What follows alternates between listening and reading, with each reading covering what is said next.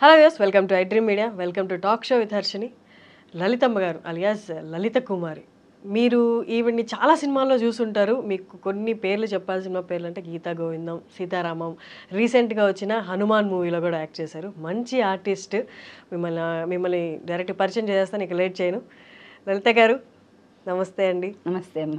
అందరూ లలితమ్మ లలితమ్మ అని ఎక్కువ పిలుస్తారేమో కదా లలిత గారు కంటే పిల్లలు బామ్మ అమ్మమ్మ అంటారు, కొంచెం పెద్దవాళ్ళు అమ్మ అని అంటారు, లలితమ్మ అని. నేను మీరు కలిసి ఒక 2 ప్రాజెక్ట్స్ చేసామా ఇప్పటికి 3 అనుకుంటా, ఒకటి గుర్తులేదు నాకు లాంగ్ బ్యాక్. రెండు చేసి అంతకుముందు కూడా నేను మిమ్మల్ని కలిసాను, ఏ మూవీలో కలిసాను గుర్తులేదు, బట్ రీసెంట్గా అయితే అదొక ఓం శాంతి ఒకటి, భగవంతుడు ఒకటి. నైస్ అమ్మ. అంటే నేను మిమ్మల్ని షూట్లో చూసినప్పుడు నేను అనుకున్నాను అనమాట, అంటే ఎంత చక్కగా ఎంత ఎంతూసియాస్టిక్గా షూటింగ్కి వస్తారు, అంటే చక్కగా మీవన్నీ మీరు మీ సామాగ్రి అంతా సర్దుకొని నీట్గా పొద్దున్నే లేచి ఒక 4 చక్కగా షూటింగ్కి వస్తారు. ఆ షూటింగ్లో కూడా అంటే షూటింగ్ అన్న తర్వాత చాలా అన్కంఫర్టబుల్ సిచ్యువేషన్స్ ఉంటాయి, ఎండలో కూర్చోవాలి, బయట కూర్చోవాలి, గంటలు నిల్చోవాలి, బట్ వాటన్నిటికి కూడా మీరు నవ్వుతూ చక్కగా షూటింగ్ చేశారు. ఇష్టమైన ప్రొఫెషన్ అయితే కష్టమైనా కూడా ఇష్టంగా చేస్తాం. చెప్పండి అమ్మా, మీరు ఎక్కడి నుండి? మా ప్రాపర్ నూజివీడు దగ్గర విసినపేట అండి. మా ఫాదరు స్కూల్ టీచర్ చేసేవారు. అక్కడ తర్వాత మ్యారేజ్ అయిన తర్వాత విజయవాడ వచ్చాం, అక్కడ కొద్ది కాలమే ఉన్నాం. తర్వాత ఏలూరు వచ్చి ఏలూరు నుంచి అటా తిరిగి ఫైనల్గా హైదరాబాద్లో సెటిల్ అయ్యాం. ఉద్యోగం అంటే ఏం చేసేవాళ్ళు మీరు? స్టార్టింగ్ హౌస్ వైఫేనమ్మా. తర్వాత మా హస్బెండ్ వచ్చేసి ఇరిగేషన్ డెవలప్మెంట్ కార్పొరేషన్లో టైపిస్ట్ కమ్ కంప్యూటర్ ఆపరేటర్ చేశారు.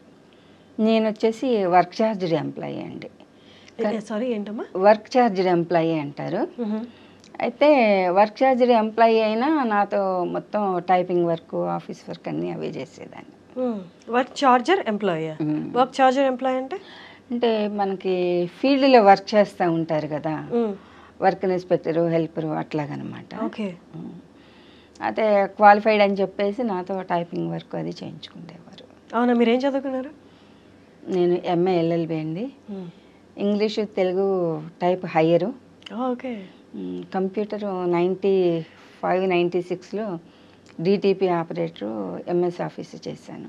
అప్పో, అంటే తర్వాత ఉద్యోగం చేశారా మరి? ఫస్ట్ హౌస్ వైఫ్ అన్నారు కదా. 89 నుంచి 2002 వరకు జాబ్ చేశానండి.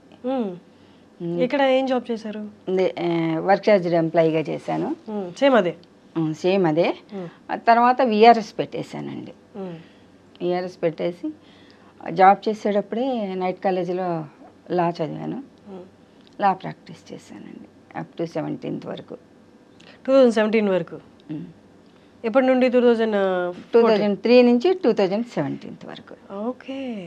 ఎక్కడ ప్రాక్టీస్ చేశారు? హైదరాబాద్ అండి, Rangareddy court, Sangareddy, Kukatpally court. Lawyer గారితో మాట్లాడుతున్నానైతే నేను చాలా జాగ్రత్తగా మాట్లాడాలి. ఓకే అమ్మా, 17 వరకు చేశారు. మరి సినిమాల వైపు మక్కువ ఎలా కలిగింది? ఎప్పుడు వచ్చారు సినిమాల్లోకి? నాకు చిన్నప్పటి నుంచి సినిమాలు అంటే చాలా ఇష్టం అండి. నా 17వ సంవత్సరంలో మా ఫాదర్ని అడిగాను, నాకు సినిమాలు అంటే చాలా ఇష్టం నాన్నగారు. 15వ సంవత్సరం, 17 కాదు. అడిగితే అప్పటి కాలం వాళ్ళకి విలేజ్ పీపుల్ సహజంగా ఒక 5,000 ఖర్చు పెడితే సినిమాల్లోకి వెళ్తే ఎంతవరకు సక్సెస్ అవుతావు అన్నది తెలీదు, అదే 5,000 ఉంటే నీకు పెళ్లి చేసి చెప్తారండి, పంపించవచ్చు కదా అని అన్నారు ఫాదర్. ఎంతమంది మీరు? 3 ఆడపిల్లలు, 3 మగపిల్లలండి.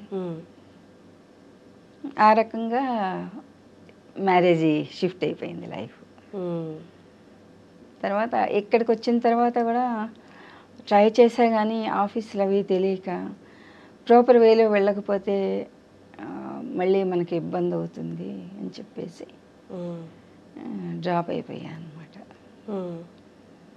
దీంట్లో సిటీ కేబుల్లో స్క్రోల్ వస్తుంటే నేర్పిస్తాము, 3 సినిమాలు 3 ఇవి సీరియల్స్ చేసేంత వరకు ఆఫీసులు చూపిస్తాము. అవునవును, అడ్వర్టైజ్మెంట్ చూసి దానికి కూడాను 1 సంవత్సరం భయపడ్డా వెళ్ళడానికి. తర్వాత ధైర్యం చేసి వెళ్ళా, కనీసం ఆఫీస్ అడ్రస్లు, ఫోన్ నెంబర్ల కోసం. మీ హస్బెండ్ ఒప్పుకున్నారా? ఆయన సపోర్టివ్గా ఉండేవాళ్ళు. మనము తప్పు చేయనంత వరకు ఎవరికీ భయపడక్కర్లేదు. మన అంతరాత్మకి మనం సమాధానం చెప్పుకోగలిగితే చాలు అనే మెంటాలిటీ. అక్కడికి వెళ్ళారు, ఆఫీసులకి వెళ్ళారు. ఆయన పాపం చూసి మీకు ట్రైనింగ్ అవసరం లేదమ్మా అని చెప్పేసి కుర్రాన్ని ఇచ్చి పంపించేవారు. అయితే ఈ అమౌంట్ అది కట్టేసాను, వాళ్ళు అడిగిన అమౌంట్ కుర్రాన్ని ఇచ్చి పంపించేవారు. ఆఫీస్కి ఇంత అని చెప్పి అతనికి పే చేయండి అని. ఆ రకంగా ఫస్ట్ నేను సుబ్రహ్మణ్యం ఫర్ సేల్ చేశానమ్మా. కుర్రాన్ని ఇచ్చి పంపించడం అంటే ఏంటి? ఆఫీసులకి, ఆఫీస్ అడ్రస్లు నాకు తెలియవు కదా. ఓకే, మూవీ ఆఫీసర్స్కి ఆయన పంపించేవారు. కుర్రాడు తీసుకెళ్ళేవాడు. ఆ టైంలోనే దిల్ రాజు గారి ఆఫీస్కి వెళ్తే వాళ్ళు సెలెక్ట్ చేశారు సుబ్రహ్మణ్యం ఫర్ సేల్కి. అది ఫస్ట్ సినిమా. ఓకే. తర్వాత తేజ గారి ఆఫీస్కి వెళ్ళాము. ఆయన అన్నారు, ఇదేనా ఫస్ట్ అంటే ఇదేనండి అంటే, అందరూ మా ప్రాణాలు తీయడానికి వస్తారేమిటి అని అన్నారు. ఎవరో ఒకళ్ళు ఇనిషియేటివ్ తీసుకోకపోతే మేము ఎట్లా వస్తామండి, మీరు ఆపర్చునిటీ ఇవ్వండి, నచ్చితే కంటిన్యూ చేస్తాం, లేదు అంటే డ్రాప్ అయిపోతాం అని. ఆ రకంగా ఆయన తీసుకున్నారు తేజ గారు.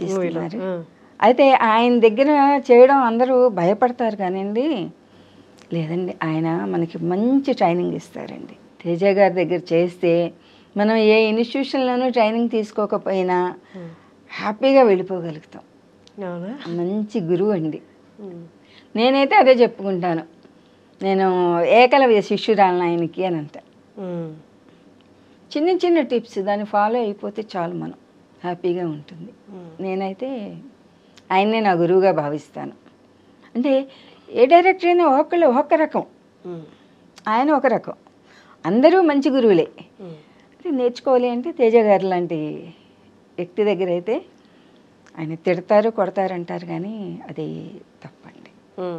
ఎందుకంటే 10 మందిలో మనం ఆయన తిట్టారు అంటే మనలో కసి పెరుగుతుంది. ఇంతమంది ముందు మనం తిట్లు తిన్నాం, మళ్ళీ ఇంకోసారి ఆ పని చేయకూడదు, జాగ్రత్తగా ఉండాలి, మాట పడకూడదు అనేటువంటి పౌరుషం పట్టుదల పెరిగి జాగ్రత్తగా చేస్తామండి. అది నా ఫీలింగ్.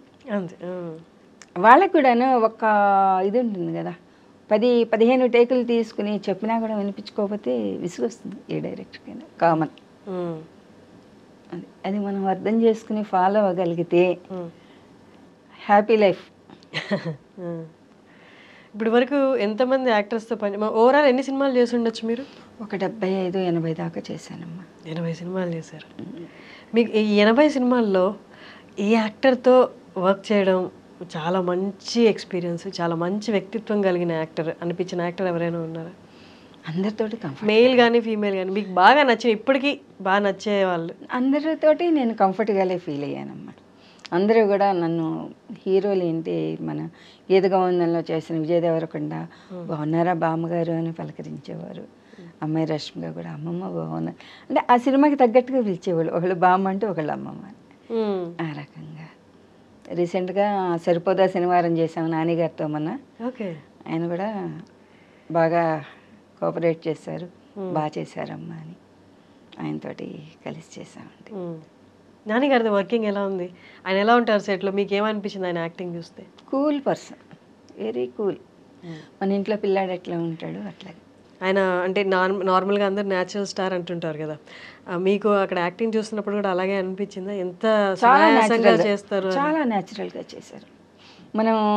మన వాళ్ళు ఎవరిని ఇంటికి వస్తే ఎట్లాగా మనం కొంచెం హ్యాపీ ఫీల్ అవుతూ చెప్తాం ఏదన్నా, అట్లాగా చాలా హ్యాపీగా చాలా కూల్గా చెప్పారు.